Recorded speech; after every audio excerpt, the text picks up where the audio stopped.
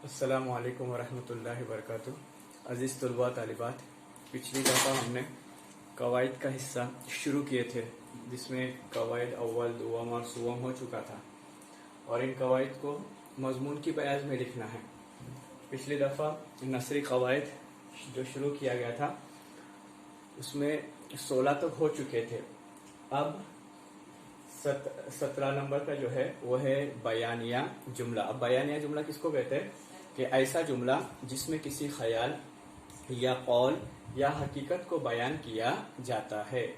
ऐसा जुमला जिसमें किसी ख्याल, कौल या हकीकत को बयान किया जाता है, ऐसे जुमले को हम बयानिया जुमला कहते हैं।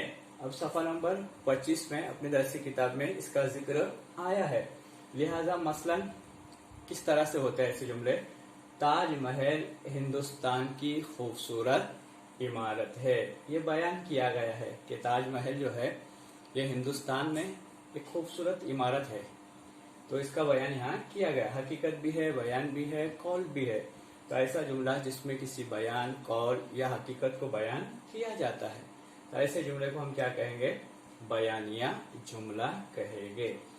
अब दूसरा जुमला जो है वो है फजाइया जुमला, ताज्जुबिया जिसको जुमला कहते हैं। सफ़ा नंबर 70 पे इसका अपनी दरसी किताब में जिक्र आया है। अब फजाइया जुमला हम किसे कहेंगे? ऐसा जुमला जिसमें किसी जज्बे ऐसा जुमला जिसमें किसी जज्बे या एहसास का इजहार किया जाता हो, तो ऐसे जुमले को हम क्या कहेंगे? फजाइया जुमला कहेंगे। ऐसा जुमला जिसमें किसी जज्बे या एहसास का इजहार हो उसे हम क्या कहेंगे? फजाइया जुमला। अब फजाइया जुमले की आम खुसूसियत ये है कि उसमें अक्सर जो ताज्जुबिया अलामत होती है, फजाइया अलामत जो होती है इस तरह की, वो लगाई जाती है।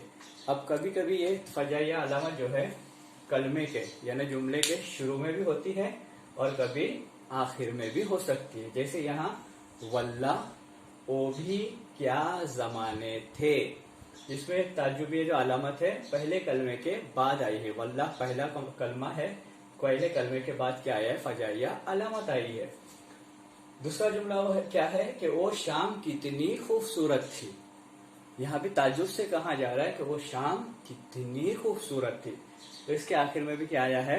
ताज्जुबिया अलामत आई है, फजाइया अलामत आई है।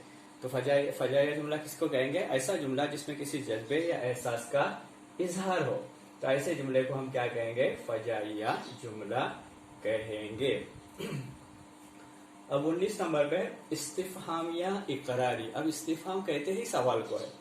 अब अपने यहाँ दरसी किताब में 53 पे भी और सफ़ा नंबर 71 पे भी इसका जिक्र आया है। इस्तिफहामिया इकरारी, वो सवाल जिसका जवाब इकरार में हो, वो सवाल जिसका जवाब इकरार में हो उसे इस्तिफहामिया इकरारी कहते हैं।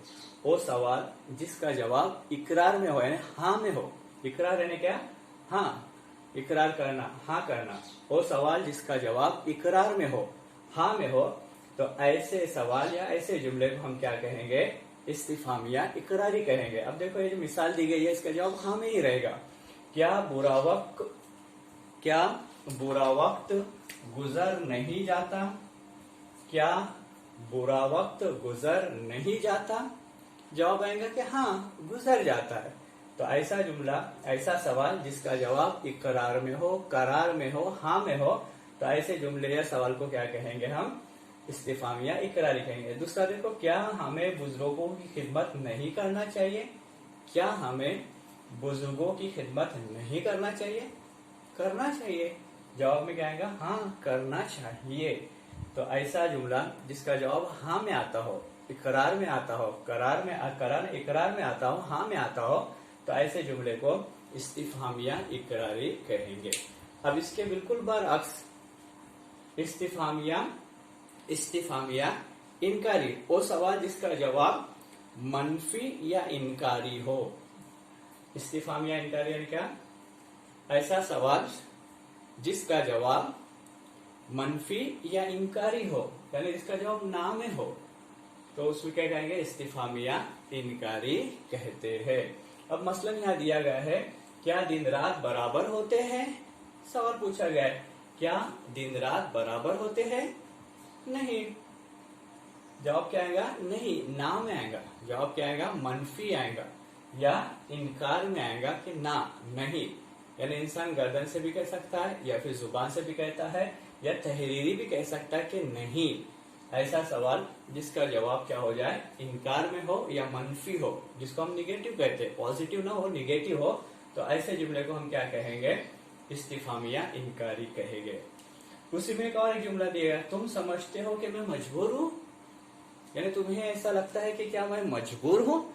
जवाब आएगा कि नहीं, मैं मजबूर नहीं हूँ। यानी जवाब मनफी में आएगा, जवाब इनकार में आएगा, जवाब नहीं में आएगा, जवाब निगेटिव में आएगा। तो ऐसे जुमले को इस्तिफामिया इनकारी, या ऐसे सवाल को इस्तिफामिया इनकारी कहते हैं, जिसका जवाब इसमें हो, मनफी में हो। अब ये भी सफा नंबर 53 और 71 पे अपनी दरसी किताब में मौजूद है।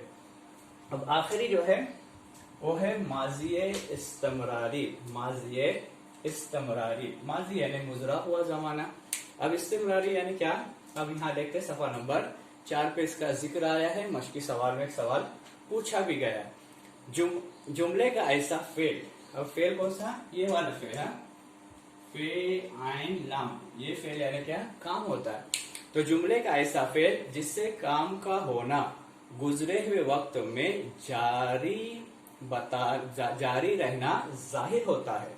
यानी जुमले का ऐसा फेल जिससे काम का गुजरे हुए वक्त में जारी रहना मालूम होता है, तो उसे माजिए इस्तमरारी कहते हैं। यानी जुमले का ऐसा फेल जिससे काम का गुजरे हुए वक्त में जारी रहना जाहिर हो, उसे हम क्या कहेंगे? माजिए इस्तमरारी। जमाना माजी है, लेकिन जो काम हो रहा था वो जारी है, ऐसा लग रहा है, मालूम हो रहा है, तो ऐसे इसमें हम क्या कहेंगे? माजिए इस्तमरारी। अब देखो यहाँ, कहानी सुनाने वाला गलत बातें कर रहा था, यानी बातें कर रहा था, बातें जो कर रहा था, लेकिन कौन सी कर रहा था?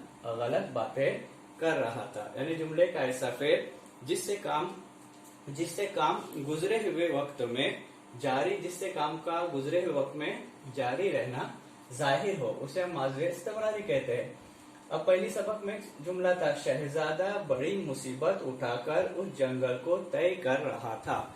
यानी बड़ी मुसीबतें उठाया, तकलीफें उठाया, और तकलीफें और मुसीबतें उठाकर उस जंगल को उसने क्या किया? पार किया। लेकिन जमाना माजी है, काम लेकिन जारी, तय कर रहा था।